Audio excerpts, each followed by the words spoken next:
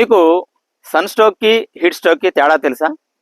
మనలో చాలామంది sun stroke అంటే ఏంటో, హీట్ స్ట్రోక్ అంటే ఒకటే అనుకుంటాము.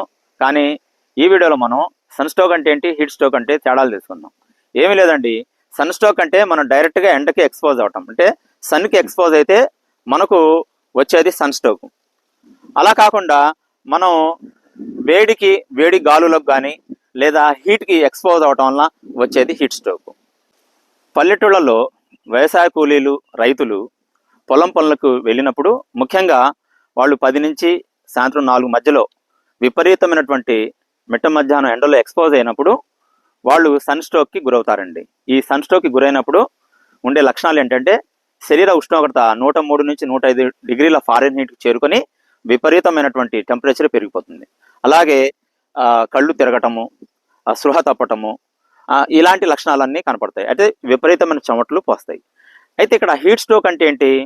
హీట్ స్ట్రోక్ అంటే వాళ్ళు సన్కి డైరెక్ట్గా ఎక్స్పోజ్ అవ్వరు, అంటే ఇళ్లలోనే ఉంటారు, కానీ వేడి వాతావరణానికి, వేడి గాలులకు, ముఖ్యంగా రేకుళ్లలో, షెడ్లలో ఉన్నారనుకోండి, అంటే క్లోజ్డ్ డోర్స్ అనమాట, కిటికీలు లేకుండా, సరైన గాలి వెలుతురు లేకుండా ఉన్నటువంటి ఇళ్లలో, ముఖ్యంగా చిన్నపిల్లలు, వృద్ధులు ఉన్నారనుకోండి, వాళ్ళకి విపరీతమైనటువంటి వేడి గాలుల వలన కానీ, వేడి వాతావరణం కానీ తగిలేదే హీట్ స్ట్రోక్.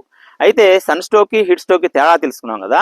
ఏది ప్రమాదకరం అంటే, సన్ స్ట్రోక్ కంటే కూడా హీట్ స్ట్రోక్ ఇంకా ప్రమాదకరం. ఎందుకని?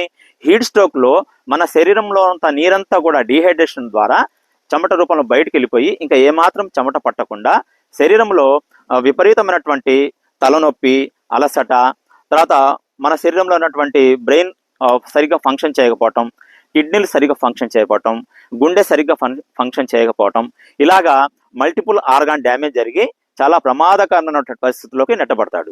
కాబట్టి సన్ స్ట్రోక్ కంటే కూడా హీట్ స్ట్రోక్ ఇంకా ప్రమాదకరం. కొన్ని పరిస్థితులు అయితే పొలానికి వెళ్ళినప్పుడు గొడుగు తీసుకుని వెళ్ళటం, తెల్లటి దుస్తులు ధరించడం, అలాగే మంచినీటిని దగ్గర పెట్టుకోవటం చేయాలి. ఒకవేళ ఇన్ని చేసినా కానీ వడదెబ్బ తగిలి పడిపోతే కనుక మన కొన్ని వైద్యం ఉంది. Oral rehydration salts, ORS packets తాపించడం ద్వారా, అంటే ముఖ్యంగా వడదెబ్బ తగిలిన వ్యక్తిని దగ్గరలో ఉన్నటువంటి నీడలో తీసుకువెళ్ళి అక్కడ అతను ఒంటి మీద ఉన్న దుస్తుల్ని వదిలిచేసి గాలి ఆడేలా చేయాలి. మన దగ్గరలో ఐస్ అవైలబుల్గా ఉన్నా, లేదా చల్లని తడిగుడ్డతో అతని యొక్క మెడ కింద, చంకల కింద ఐస్ బాత్ చేయటం వలన అతని శరీర ఉష్ణోగ్రతను తగ్గించి తిని కానీ, కొబ్బరి బొండా నీటిని కానీ, లేదా మజ్జిగ కలిపి ఇవ్వచ్చు. ఈ విధంగా చేయొచ్చు. వెంటనే అతను స్పృహలో లేకుండా ఉన్నట్లయితే వెంటనే దగ్గరలో ఉన్నటువంటి హాస్పిటల్కి షిఫ్ట్ చేసి అక్కడ ఐవీ ఫ్లూయిడ్స్ ఇవ్వటం ద్వారా మనం వడదెబ్బ నుంచి